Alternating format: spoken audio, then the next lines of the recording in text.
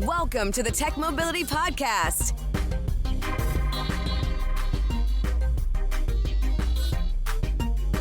I'm Ken Chester. On the docket, what are sustainable fuels, new solutions to keep water flowing, and the best and worst roads in the United States. To join the conversation, be it to share an opinion, ask a question, or even suggest a topic for a future show, call or text the TechMobility Hotline. That number, as always, 872-222-9793, or you can email the show directly, talk@techmobility.show. Be sure to check us out on social media, our YouTube channel, and our 2 podcast streams, the Tech Mobility Podcast and Tech Mobility Topics. From the Tech Mobility News Desk. At the risk of sounding a little cliche-ish, I'm going to say it's deja vu all over again. What I'm looking at from, I believe this is Automotive News, and the headline is, new BMWs and Minis are driving themselves off the assembly line. What began as a pilot program in 2022 is now a fully operational system at 2 BMW factories, with more to come. I keep coming back to the same movie that is now 22 years old, but it was very prophetic. And regular listeners have probably heard me reference this movie before relative to automotive development. And the movie is, yes, Minority Report. It starred Tom Cruise. And while it talked about as modern society in 2054 that developed something called pre-crime, they could predict crime before it happened and actually stop it before it occurred. One of the scenes in that movie, and there's several, but this particular one, he was fighting a nemesis in a fully automated Lexus plant in 2054, where the vehicles were being built by computer. There was nobody in the room, and the cars drove themselves off the assembly line. This was in the year 2002. 2002. It did not take 50 years. It took 20. This is actually happening for real 30 years early. The BMW Group is expanding its automated driving in-plant system to more factories in Europe. Thousands of brand new BMWs are rolling off assembly lines every day without a driver behind the wheel. And that's because the German luxury automakers fully implemented an autonomous driving system that allows finished vehicles to drive themselves on a predefined course inside the factory. The system, called Automated Driving In-Plant, or AFW, debuted as a pilot program in 2022 at BMW's largest European factory.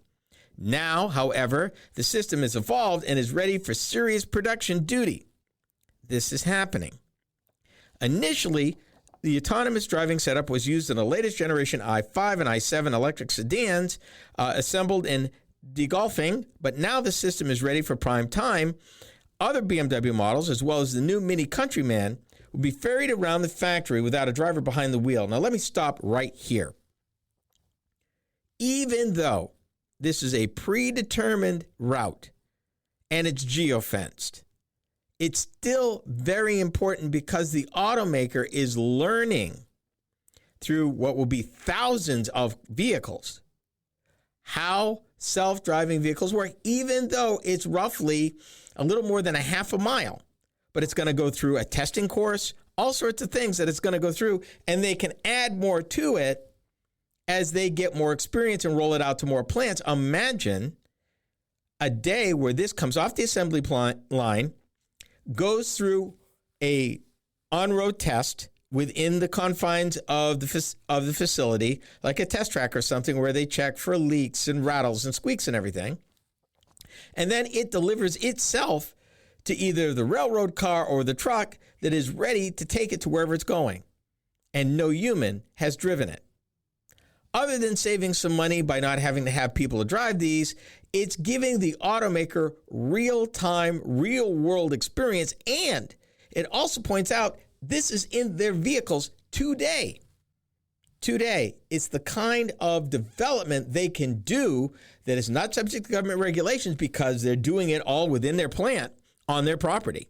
But so much they can learn by just doing it. What goes right, what goes wrong, and maybe even expand it across the grounds, test tracks of other sorts of evaluation and validation situations more and more, so they can do it completely on the grounds without even leaving and learning so much.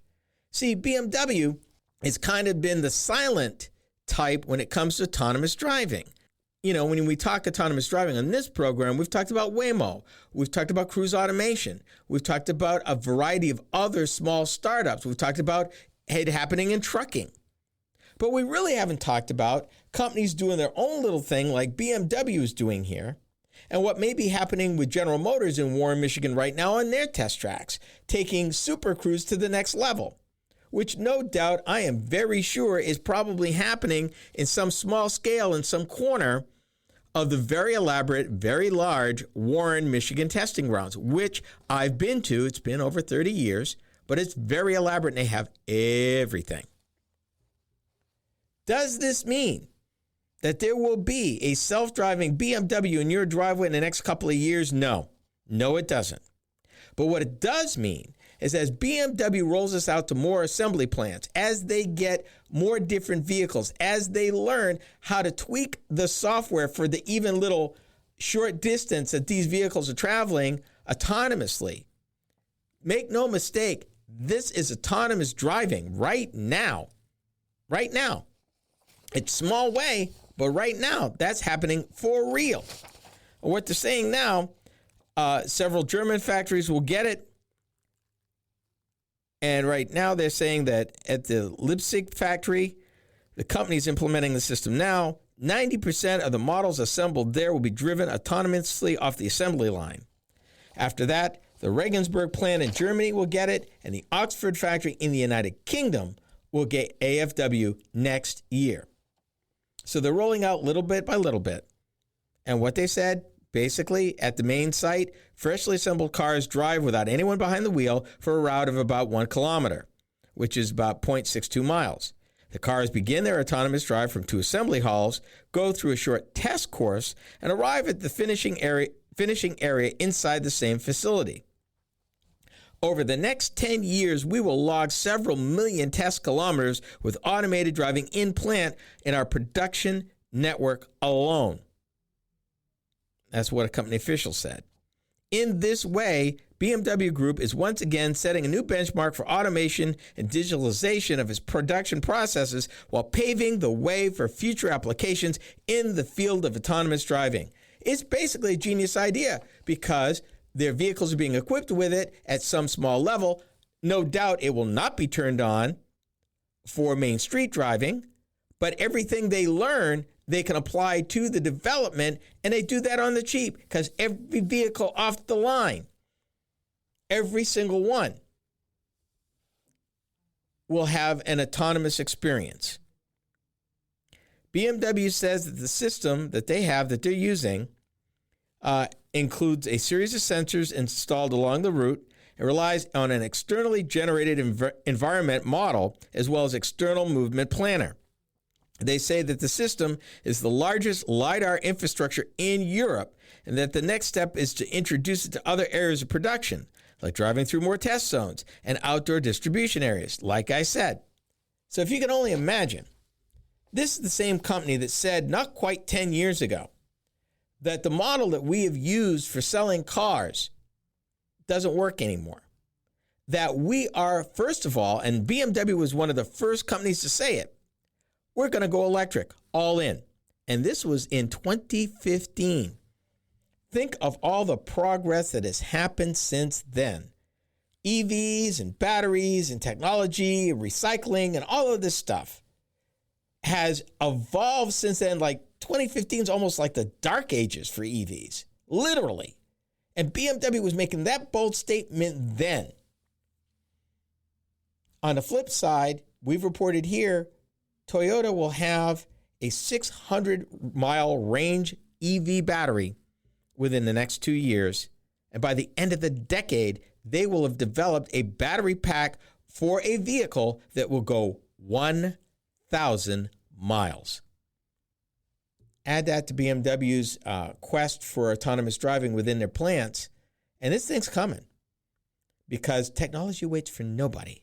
It just keeps going and evolving. Change is the only constant. E-fuels, synthetic fuels, alternative fuels, sustainable fuels. I will attempt to break through the clutter next. You are listening to the Tech Mobility Show. Are you tired of juggling multiple apps and platforms for meetings, webinars, and staying connected? Look no further than AONmeetings.com, the all-in-one browser-based platform that does it all. With AON Meetings, you can effortlessly communicate with clients, host virtual meetings and webinars, and stay in touch with family and friends, all in one place and for one price. Here's the best part. You can enjoy a 30-day free trial. It's time to simplify your life and boost your productivity. AONmeetings.com, where innovation meets connection. Get started today and revolutionize the way you communicate. Social media is the main place to be these days, and we are no exception. I'm Ken Chester, the Tech Mobility Show. If you enjoy my program, then you will also enjoy my weekly Facebook videos. From my latest vehicle reviews to timely commentary of a variety of mobility and technology-related topics, these short features are designed to inform and delight you. Be sure to watch, like, and follow us on Facebook. You can find us by typing the Tech Mobility Show in the search bar. Be sure to subscribe to our Facebook page. Social media is the place to be these days, and we're no exception. I'm Ken Chester of the Tech Mobility Show. If you enjoy my program, then you will also enjoy my weekly Instagram videos.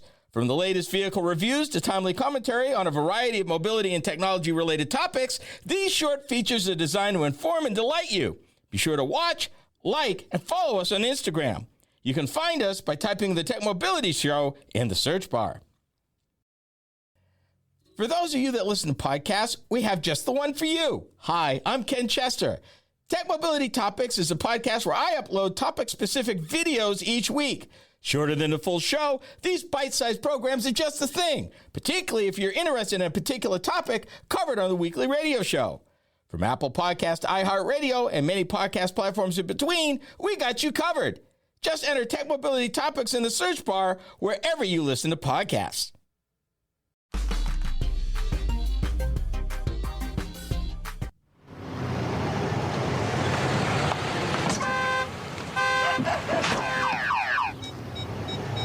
Forward and reverse parking sensors.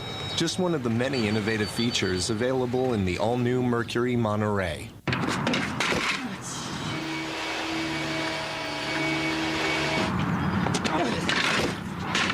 A simple-to-use fold-flat third-row seat.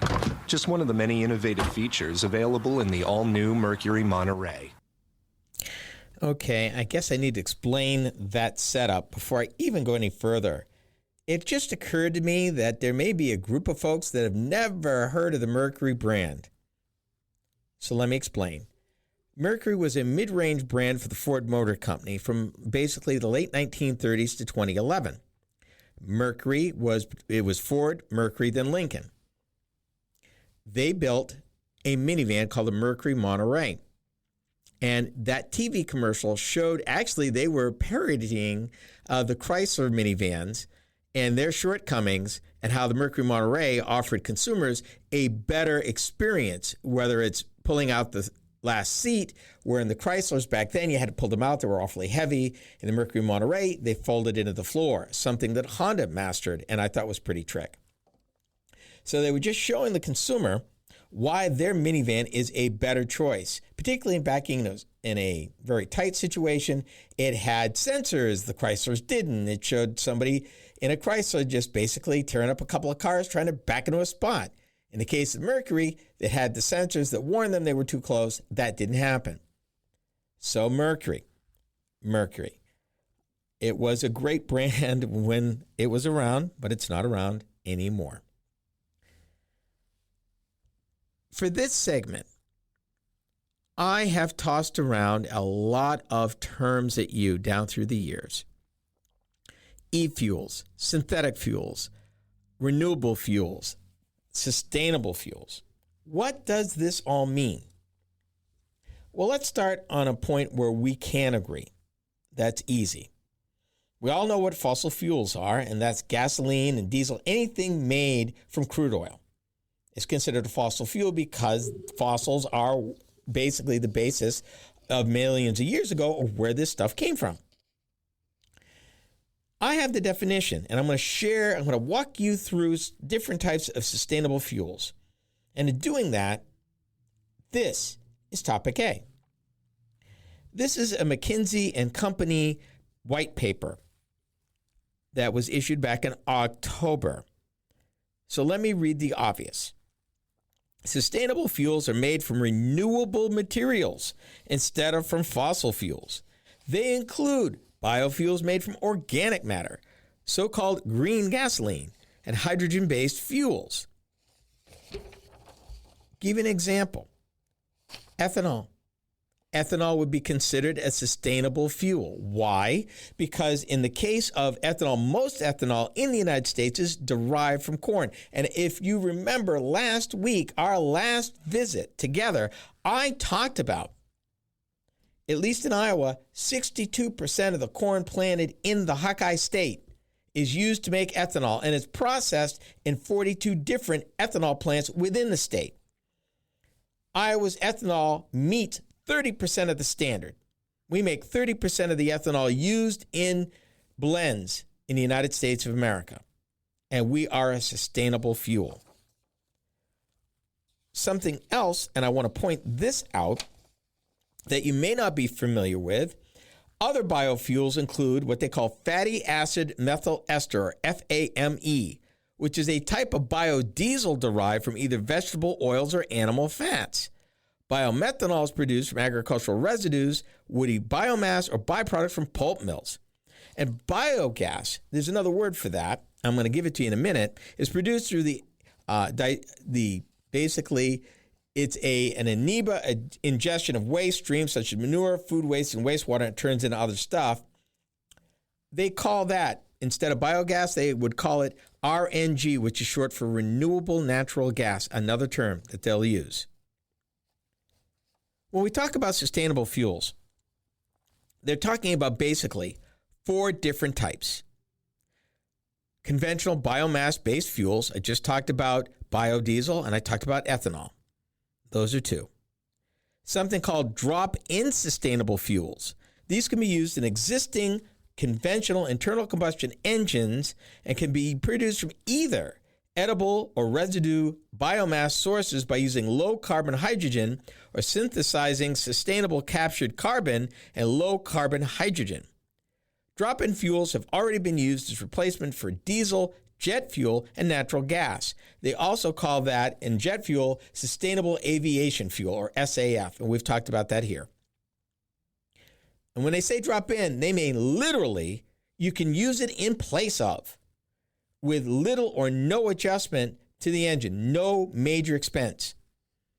It's about as close to a substitute as you can get without spending any money. So by using a drop-in sustainable fuel, many fleets could reduce their carbon footprint just by doing that. You do it every time you buy ethanol. You reduce your carbon footprint over buying just regular gasoline. And I bet you didn't know that. But that's just one other advantage. Then is the 4th one. They call this non-drop-in e-fuels or hydrogen-based fuels. These are manufactured by using captured carbon and hydrogen from low-carbon electricity sources such as renewable or nuclear energy.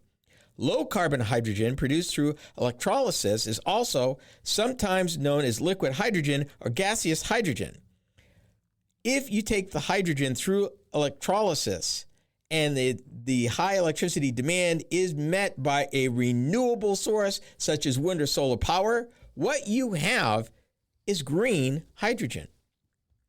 Unfortunately, right now, green hydrogen is only 1% of the hydrogen mix because of the intensity required of electric power that's needed.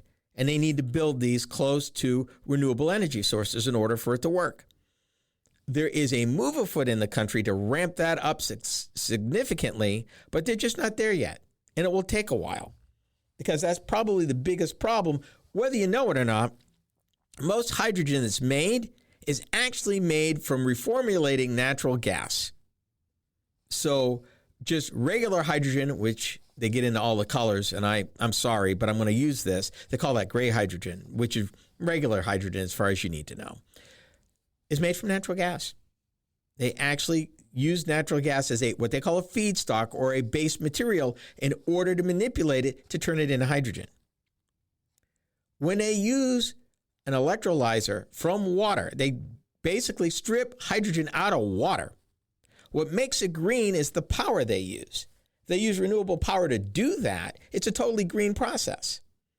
There's no carbon used. They create the hydrogen. They do it through a renewable source, and it's renewable all the way. But again, it's a very energy-intensive process, which is why it's late to the party. McKinsey research indicates that most sustainable fuels other than clean hydrogen are projected to see significant growth by 2030.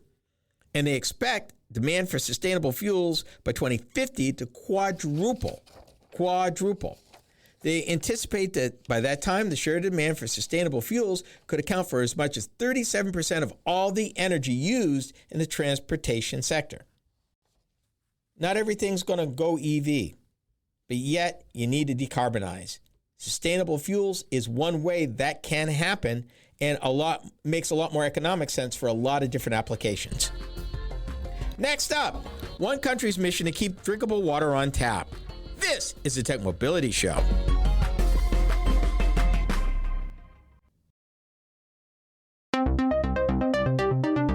Do you listen to podcasts? Seems that most people do. Hi, I'm Ken Chester, host of the TechMobility Show. If you've missed any of our weekly episodes on the radio, our podcast is a great way to listen. You can find the TechMobility Podcast just about anywhere you can enjoy podcasts. Be sure to follow us. From Apple Podcasts, iHeartRadio, and many platforms in between, we are there. Just enter the TechMobility Podcast in the search bar wherever you listen to podcasts. Social media. It's the place to be, and we're no exception. Hi, I'm Ken Chester, host of the TechMobility Show. Several times a week, I post to TikTok several of the topics that I cover on my weekly radio show. It's another way to keep up on mobility, technology, news, and information. I've built quite a library of short videos for your viewing pleasure, so be sure to watch, like, and subscribe. That's the TechMobility Show on TikTok. Check it out.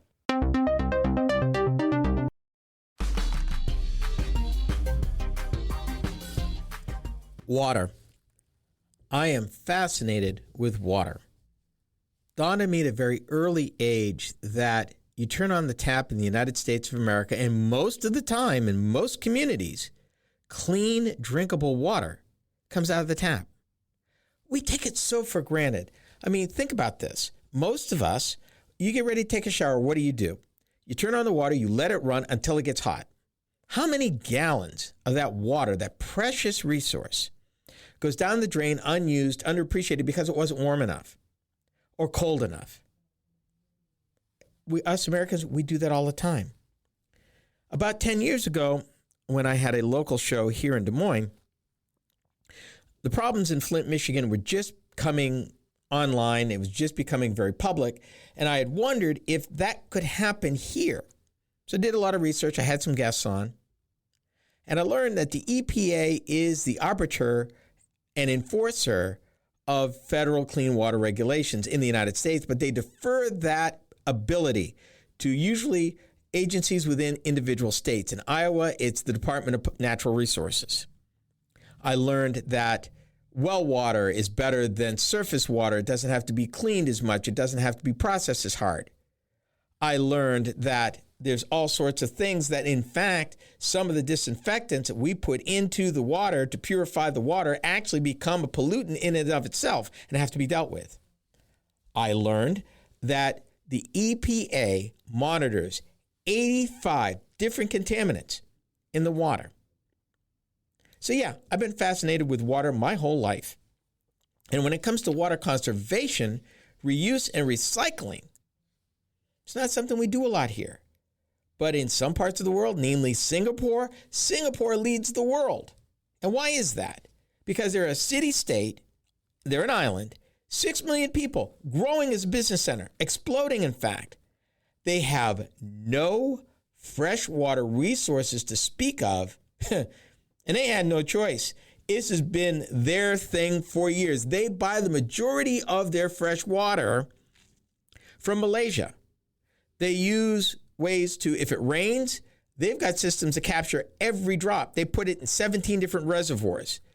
They desalinate ocean water, and they recycle to the point where their recycled wastewater actually is branded and is used. And we talked about it in another segment where we talked about they actually made a beer from it. Pretty awesome. But it got me wondering that, here is a country that is growing and they take water seriously. We've talked about the Colorado River. We talked about water as a resource, almost as important as any other quality resource, and honestly, could bring a community on its knees, which, as much as I like Arizona, probably why I would never live there, because I'm scared of the day that they could not get a drop of water, because, folks, Arizona's desert, and they get that water. And if you want to bring a community to its knees, turn off its electricity, turn off the water, and it's over. Those two things will bring everything to a halt, one way or another, because we use water for everything. They talked about, and I'm looking at this article, and they're talking about their cutting-edge water management system in Singapore that combines technology, diplomacy, and community involvement to help one of the most water-stressed nations in the world secure its water future. Having in recent decades become a modern international business hub, it's got a rapidly developing economy. Check this out. The boom has caused the country's water consumption to increase by 12 times since they got their independence from Malaysia in 1965. That's not even 60 years. And the economy is only expected to keep growing. Folks, I didn't say 12%. I said 12 times. 12 times. So needless to say, they teach kids from an early age about water conservation. They do big things to get the public to buy in that this is our very future. If we don't go this way, if we don't continue to go this way, we don't make it. It's pure and simple. And when you think of everything that water is used for, I mean everything, it washes things, it purifies things, it cleans things, it sterilizes things. You use it cold, you use it hot, you use it in circulation systems, you use it frozen, you use it thawed. Water is used. It is the very lifeblood of not only human beings, but of business in the world. Water is part of just about everything we do, everything. It's your shower in the morning. It's what takes away the sewage and the waste out of your bathroom. It is the stuff that when you shave or you freshen up in your face bowl, that it's water that takes those contaminants to sewage treatment. And they've figured out a way to purify that water to a rate where that reusable water is drinkable. I know, you're probably going, ew, but you know what? 12 times since 1965, their water demand has increased and is still growing. 6 million people are dependent. How many gallons a day do you even think that the average person uses? And you're looking at 6 million people a day, 24 hours a day, 365 days a year, 7 days a week, every day, every month, every year. How many millions or billions of gallons of water is that? And if you're getting it from the ocean, you're getting it from the sky, and you're getting it from Malaysia. And you're doing everything you can, because even though you are that aggressive at water conservation, it still may not be enough. To matter of fact, Singapore is so advanced in the water management that they've actually got studies and companies that study what they do. It's become a global hub for water technology, nearly home to nearly 200 water companies and 20 research centers, and even hosts a once every 2 year International Water Week. Water technology developed and used in Singapore, such as portable water filters, water testing technology, and flood management tools, have been exported to over 30 countries. You talk about water security, and certainly it's something to be considered. The irony is, in the United States, we have a country that is vast. We are over 330 million souls. We have all kinds of weather. Our big problem is the amount of water we get, when we get it, and our inability to do anything about it. If only we could get the water in those areas where it's raining, and flooding over to the places where people need the water in our country. That would be awesome. But again, that is almost a prohibitive cost. So yes, water is important. Maybe not as critical as Singapore, but it's something that we need to think more about and stop taking so much for granted. Maybe the next time you take a shower, just take a minute and marvel at the miracle that is our water infrastructure. That you got clean, drinkable, reliable water almost every time you turn that tap on. And we take it so much for granted. It's amazing. It's truly a miracle. The Federal Bureau of Transportation Statistics has identified the best and worst roads by state in America. How does yours stack up? We are the TechMobility Show. To learn more about the TechMobility Show, start by visiting our website. Hi, I'm Ken Chester, host of the TechMobility Show. The website is a treasure trove of information about me and the show, as well as where to find it on the radio across the country. Keep up with the happenings at the TechMobility Show by visiting techmobility.show. That's techmobility.show. You can also drop us a line at talk@techmobility.show. Did you know that TechMobility has a YouTube channel? Hi, I'm Ken Chester, host of the TechMobility Show. Each week, I upload a few short videos of some of the hot topics that I cover during my weekly radio program. I've designed these videos to be informative and entertaining. It's another way to keep up on current mobility and technology news and information. Be sure to watch, like, and subscribe to my channel. That's the TechMobility Show on YouTube. Check it out. Are you tired of juggling multiple apps and platforms for meetings, webinars, and staying connected? Look no further than AONmeetings.com, the all-in-one browser-based platform that does it all. With AON Meetings, you can effortlessly communicate with clients, host virtual meetings and webinars, and stay in touch with family and friends, all in one place and for one price. Here's the best part. You can enjoy a 30-day free trial. It's time to simplify your life and boost your productivity. AONmeetings.com, where innovation meets connection. Get started today and revolutionize the way you communicate. Social media is the place to be these days, and we're no exception. I'm Ken Chester of the TechMobility Show. If you enjoy my program, then you will also enjoy my weekly Instagram videos. From the latest vehicle reviews to timely commentary on a variety of mobility and technology-related topics, these short features are designed to inform and delight you. Be sure to watch, like, and follow us on Instagram. You can find us by typing the TechMobility Show in the search bar.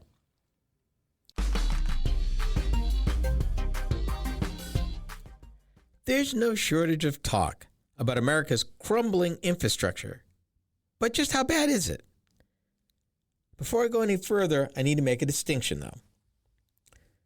I'm quoting a recent article from Autoblog, which was reporting on statistics released by the Bureau of Transportation Statistics federal agency, and we're talking about 2022 and before. And the reason why I make that distinction is that for many parts of the country over the next 10 years, this may not be as dire for some states as it is now. Why? Recent legislation passed over the last couple of years that is putting projects to fix roads and mend bridges and fix infrastructure. But it's like anything. It's infrastructure. Infrastructure lasts for decades, and it takes time to fix or replace. And in the next 10 years, you'll see a lot of that. So I want to make that distinction before I get started. Now, they contend that at the time, U.S. road quality isn't what it once was, but that can vary drastically from state to state. And for sure, I've done some traveling, and I can tell you there's some states, the roads are wonderful. And some states, it's like, what? And we're only going to have time to talk about the top 5 that are the worst, the top 5 that are the best.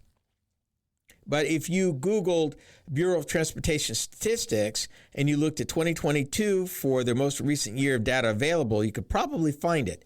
But let me give you this.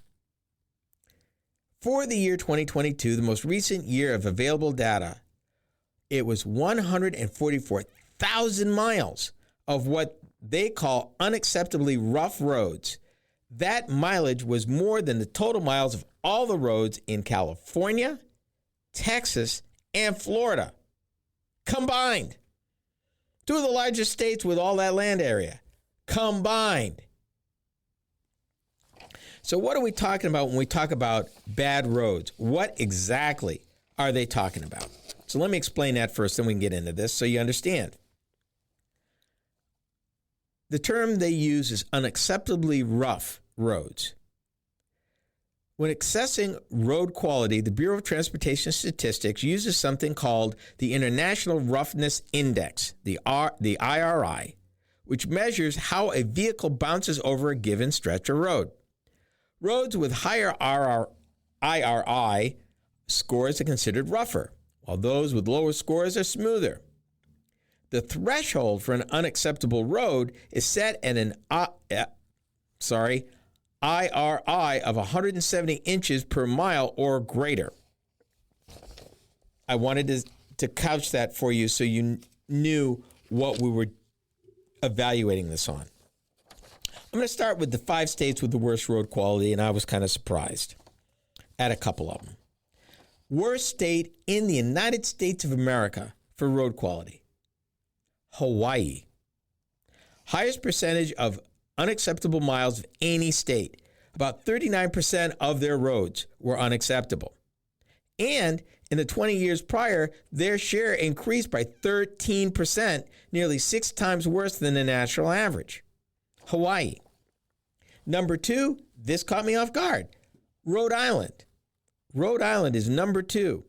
And although they've made improvements to the roads since 2018, they still have a long way to go, and they have the second highest percentage of unacceptable miles of any state in the country. 37%, more than 1/3 of the roads in Rhode Island are unacceptably rough. And in the last 20 years, that share increased 20%, nearly 9 times worse than the national average. Number 3, a state that I have yet to go to, and I'm talking to y'all out there, yes, it's New Mexico. 3rd highest percentage of unacceptable miles of any state in the country. 1/3, 1 out of every 3 miles of road in New Mexico is considered unacceptably rough by the Bureau of Transportation Statistics. And their share of these roads over the previous 20 years increased by 16%. Ouch. Number 4, this really threw me. Number 4, the state of Connecticut, where at one time had, outside of Delaware, one of the highest concentration of corporate offices. Connecticut. They've made major improvements since 2015, when that percentage was over 50%, meaning that 1 out of every 2 miles of road in Connecticut were bad. That was in 2015. But even after 10 years of upgrades, they still come in at number 4 with 1/3 of their roads still bad. And it's gotten worse over the last 20 years by 11%. Number 5, sort of not surprised, but I need to kind of explain myself because they start with 30 years ago. Mississippi, that the roads 30 years ago were actually better than the national average. This goes back into the 1990s. Mississippi roads, one of the poorest states in the country, had good roads. Go figure. But that was then. Decades of neglect have sent the quality of the state's roads declining drastically. 2022, 5th highest percentage of unacceptable roads. That was 30%, almost 1/3. Since 2002, unacceptable roads increased 9 percentage points, about 3 times worse than the national average. Mississippi. I would have expected poorer states like Mississippi to be on this list. Because of a limited tax base, you've got to make decisions about where the money's going, and maintenance, not necessarily high on the list. You do what you can, you patch. And being a southern state, they could have gotten away with it a lot longer than a northern state where a couple of winters you have no choice. Between salt, freezing, thawing, you got to spend the money. You don't have a choice. And that also surprised me. You would have thought, outside of Connecticut, that some more of the states in the northern part of the United States would be some of the worst roads because of weather, because of salt and sand and things like that. Nope. Not true. Let me work backwards. I'm going to keep you in suspense. 5th best state with roads, Idaho.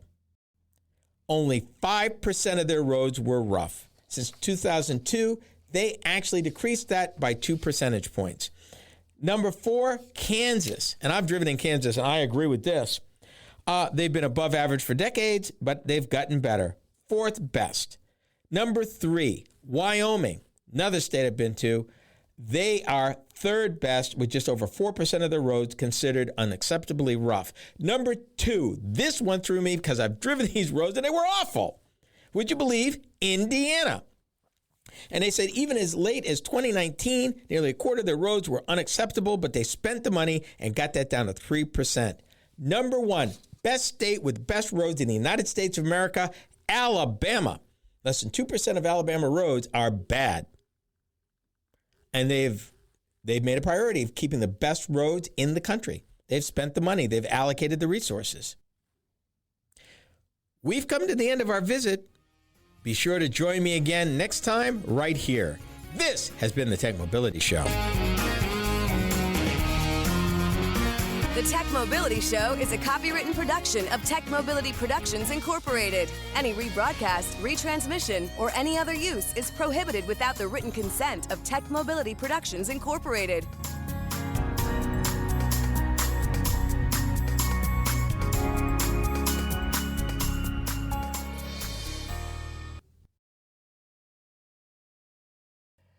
For those of you that listen to podcasts, we have just the one for you. Hi, I'm Ken Chester.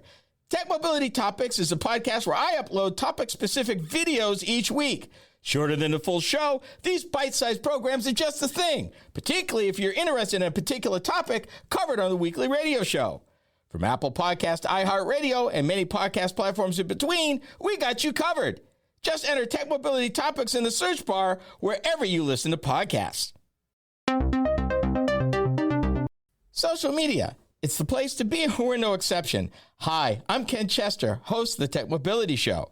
Several times a week, I post to TikTok several of the topics that I cover on my weekly radio show.